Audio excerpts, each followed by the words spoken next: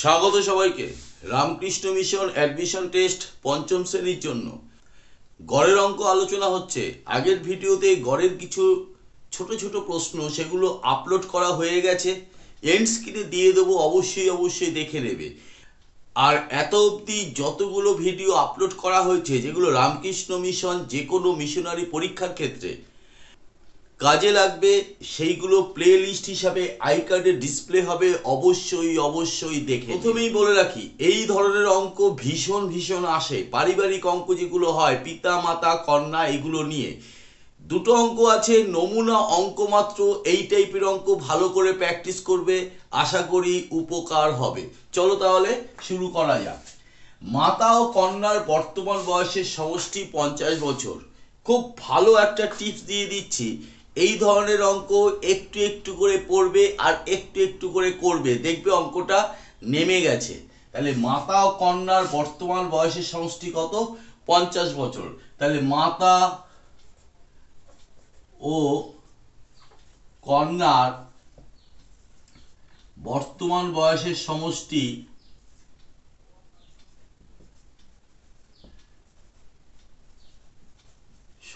কত? 50 বছর। ক্লিয়ার? তাহলে এত অবধি আমরা করে ফেললাম। 3 বছর পর মাতার বয়স কন্যার বয়সের 3 গুণ। এখানেই বাচ্চারা একটু ভুল করে, ওদের সুন্দর করে একটু বুঝিয়ে দিতে হবে।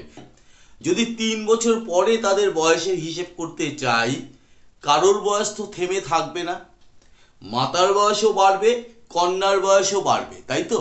তাহলে দুজনেরই 3 করে বেড়ে যাবে।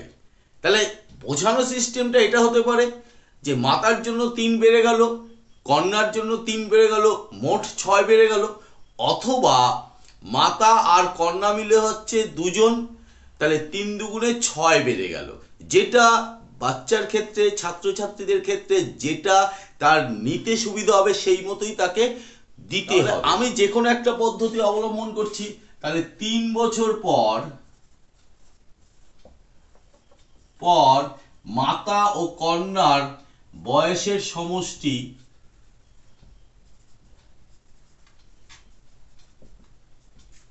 কি হবে?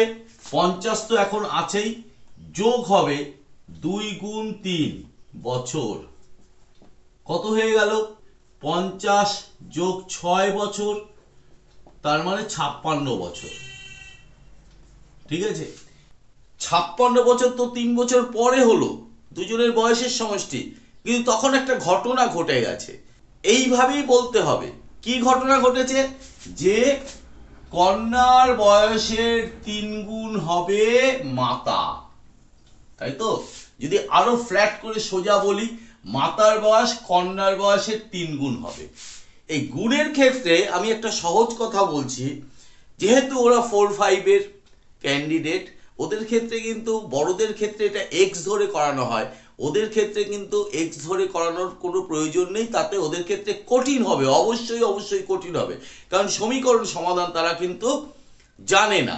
কিছু অ্যাডভান্স স্টুডেন্ট সমীকরণ সমাধান হয়তো শিখে নেয়, কিন্তু যারা শেখেনি তাদের কোনো চাপ নেই, আমি যেভাবে করাচ্ছি সেইভাবে করবে।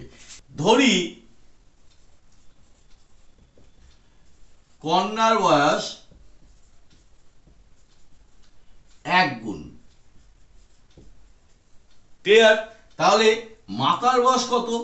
প্রশ্ন অনুসারে আমরা কি পাচ্ছি? কন্যার বয়সের 3 গুণ। তাহলে 3 গুণ। আমরা এই জায়গাটায় কি বের করেছি?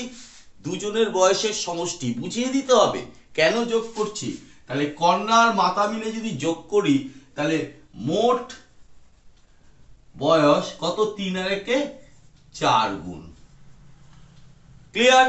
এই 4 গুণটা আমি গুণ হিসাবে পেলাম তাদের বয়স, আবার বছর হিসাবে তো এখানে তাদের আবার সমষ্টিটা পেয়েছি, তাহলে নিশ্চয়ই সমান হবে। তাহলে প্রশ্ন অনুসারে 4 গুণ সমান 56 বছর।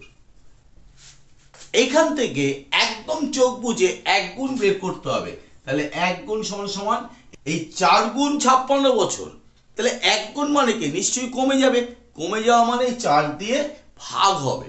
তাহলে 56 ভাগ 4, তাহলে 4 অক্ষে 4, 4 4 16, 4 4 16 অর্থাৎ 14 বছর।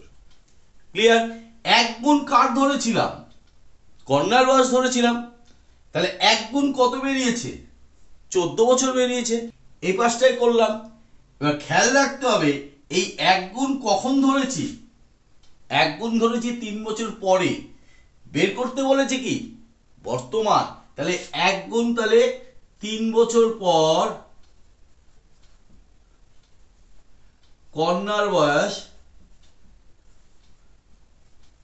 সমান 14 বছর। এটা তো 3 বছর পরে।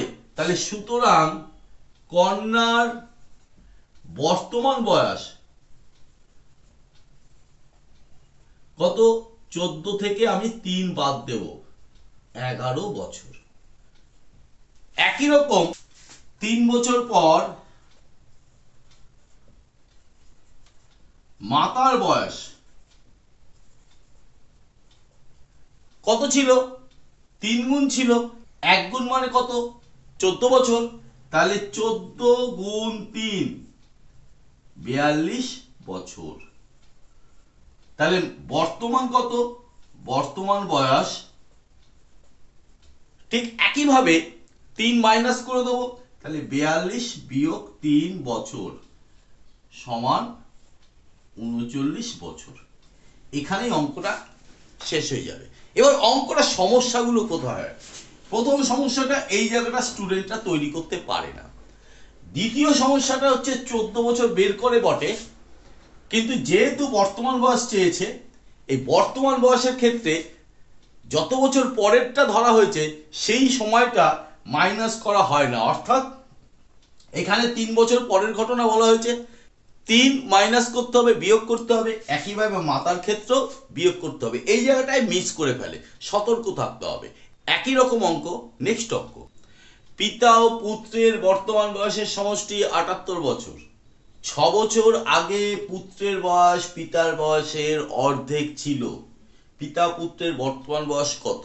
আগের অঙ্কটার সাথে ঠিক বিপরীত করে দিয়েছি। কিরকম ব্যাপারটা?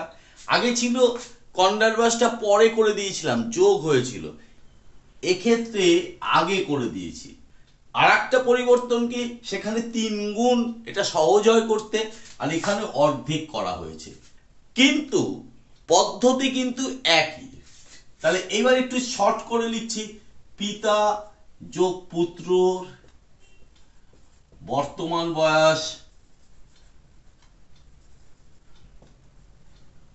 বয়সের সমষ্টি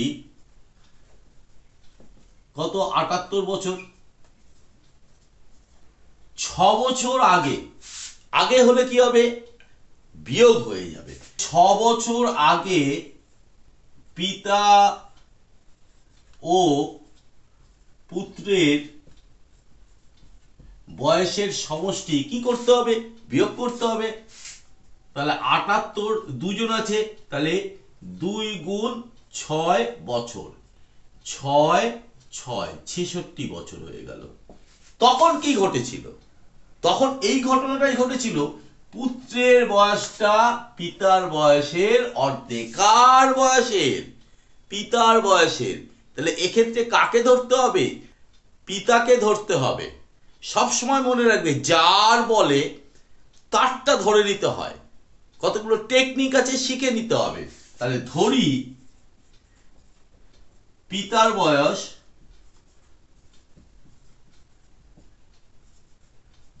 1 গুণ, সুতরাং পুত্রের বয়স কি বলেছে? অর্ধেক মানে কি? 1 এর 2। কার? 1 এর 2। তাহলে 1 গুণ 1 এর 2, 1 গুণ 1 এর 2 সমান সমান 1 এর 2 গুণই হবে। এবার এইটা কি আসলে? সমষ্টি। তাহলে এদেরও তেমনি সমষ্টি বের করতে হবে। সুতরাং সমষ্টি উপরে 1 যোগ 1 এর 2, এই যোগটা পাশে করছি, 2 লসাগু, 2 অক্ষে 2 যোগ 1 সমান সমান 3 এর 2 বছর। মনে রাখতে হবে এই 3-এর 2 বছরের এই যে দুটো সমষ্টি যে বেরোলো, কোন বয়সের সাথে সমান করতে হবে? এই বয়সের সাথে সমান করতে হবে। তাহলে প্রশ্নানুসারে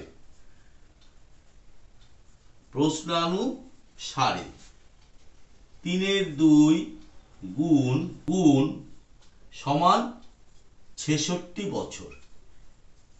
1 গুণ মানে 66 উল্টে যাবে, ভাগ হবে তো উল্টে যায়, তাহলে 2/3, 2 তার মানে 44 বছর। এটা কোন সময়কার? 6 বছর আগের। এক কার ধরেছিলাম? পিতার ধরেছিলাম। তাহলে বর্তমান চেয়েছে তো, তাহলে এটা ঘটনাটা ঘটছে তো 6 বছর আগের বয়স বেরিয়ে গেল। তাহলে বর্তমান বের করতে গেলে এই 6টাকে কি করতে হবে? 44-এর সাথে যোগ করতে হবে। সুতরাং পিতার বর্তমান বয়স 44 যোগ 6 বছর 50 বছর। আর পুত্রের বয়স বর্তমানেরটা কি করে বের করতে হবে দেখে নাও। পুত্রের বর্তমান বয়স ভালো করে বুঝে নাও। 44 বেরিয়েছে 1 গুণ, পুত্র হাফ, তার মানে 44-এর হাফ। তাহলে 44-কে কি করতে হবে? 2 দিয়ে ভাগ করতে হবে বা 1-এর 2 দিয়ে গুণ করতে হবে। তার সাথে ঘটনাটা ঘটছে কত বছর আগে? 6 বছর আগের। কিন্তু এখন তো বের করতে চাইছি, বর্তমানে বের করতে চাইছি, তাহলে যোগ 6। তাহলে এই দুটো কাটাকাটি করলাম, 22 আর 6 28 বছর। ক্লিয়ার ব্যাপারটা? এইবার প্রশ্ন আসছে আগের অঙ্কটার সাথে একটু তো লেখার ব্যাপারটা একটু আলাদা করে দিলাম। আসলে আলাদা করে দিলাম এই কারণে, আগেরটা একটু ডিটেলস বোঝানোর জন্য আমি লেখাটাও ডিটেলস করেছিলাম। যখন বুঝে যাবে পরীক্ষার হলে তো একটা টাইমিং এর ব্যাপার আছে, সেই টাইমিংটা অ্যাডজাস্ট করার জন্য যতটা শর্ট করে পারা যায় ততটাই অঙ্কটা করতে হবে। এই দুটো অঙ্কের মধ্যেই আজকের ভিডিওটা সীমাবদ্ধ থাকলো। আশা করি দুটো অঙ্কের মাধ্যমে তোমাদের উপকার হবে। এটাও আশা করি আজকের আলোচনা তোমাদের ভালো লেগেছে। যদি ভালো লাগে তবে অবশ্যই লাইক, কমেন্ট এবং শেয়ার করো। চ্যানেলটিকে সাবস্ক্রাইব করে বেল আইকন বাটনটি প্রেস করে দিয়ে অল নোটিফিকেশনটা চালু করে দেবে। আজকে এই পর্যন্ত। আজকের জন্য টাটা, বাই।